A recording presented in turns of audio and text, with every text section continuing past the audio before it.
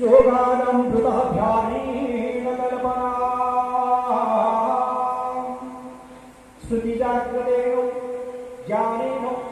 अमृतेन मृदुः मृदुवासेन यतः संप्रदेन स्थिता। अतीतर श्रुति केते मधुर केते आनंदमय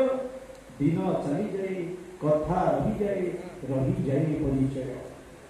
से स्मृति को जागृत करने आज से स्मृतिचारण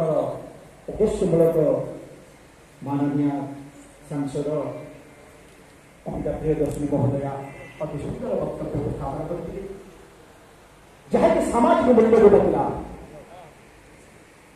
समन्वय भावना प्रतिष्ठा सद्भावना सज्ञान सच्चिंता सत्संकल्प सब एकाग्र जागृत कर जो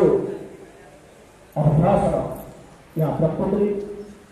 अवचेतन को चिंतन करने शक्ति असंभव को संभव करने शक्ति और अदृश्य को दृश्य करने शक्ति तेणु से महालय को आम आज आम यही गंजाम जिला